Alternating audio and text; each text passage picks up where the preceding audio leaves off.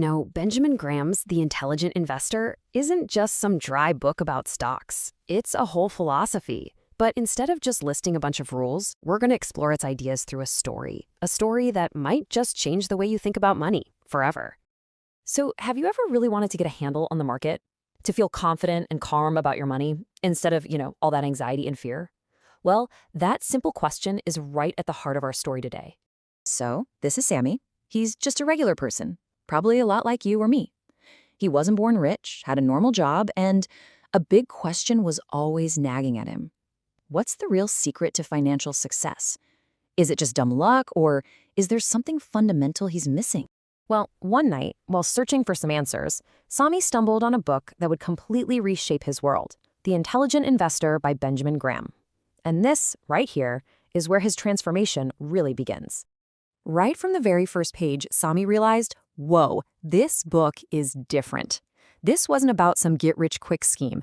Graham was talking about something way deeper, something about discipline, behavior, and genuine wisdom.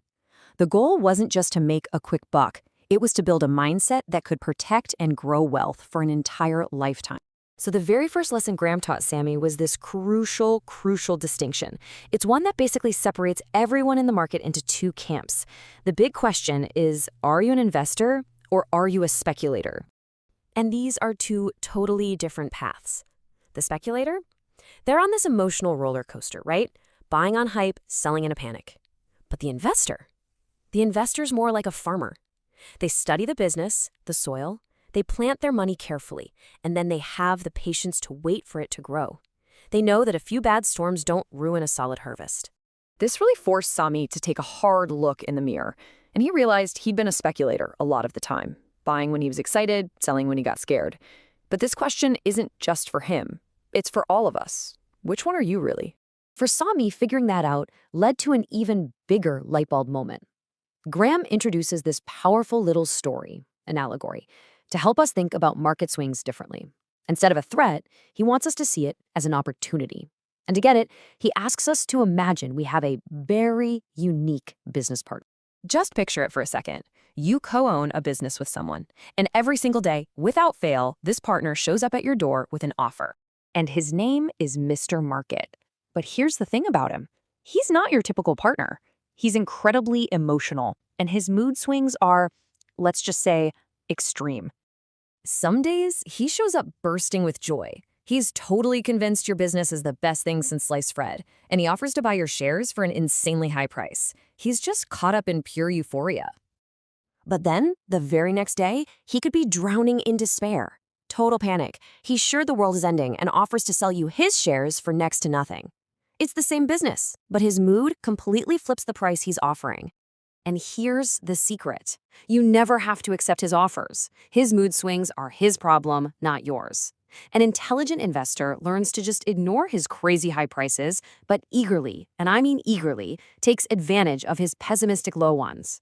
The goal is to let Mr. Market serve you, not the other way around. Okay, so if Mr. Market represents all that external chaos, how do you protect yourself from it? Graham's answer is really the cornerstone of his entire philosophy. He calls it the margin of safety.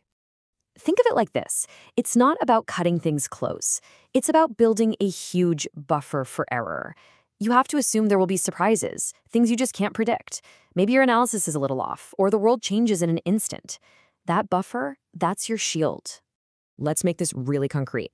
Say you do your homework, you analyze a company's earnings, its assets, everything, and you decide its real intrinsic value is about $100 a share. You don't buy it at $99. No way, you wait. Maybe Mr. Market has one of his bad days and offers it to you for $70. That $30 gap, the difference between the real value and your purchase price, that is your margin of safety. This just flips common wisdom completely on its head. The game isn't about maximizing your gains at all costs. The first, most important rule is to not lose money. Seriously, protecting your initial capital is job number one, and the margin of safety is exactly how you do it. So if investing isn't a mad dash for quick profits, what is it? Well, Graham uses a timeless fable to explain the pace of intelligent investing, and it's a lesson Sami really took to heart. The market is absolutely full of rabbits just frantically chasing the next hot trend, sprinting from one thing to the next. Sami realized he'd been that rabbit. But the intelligent investor? They're the turtle, moving slowly, steadily, and with a ton of discipline.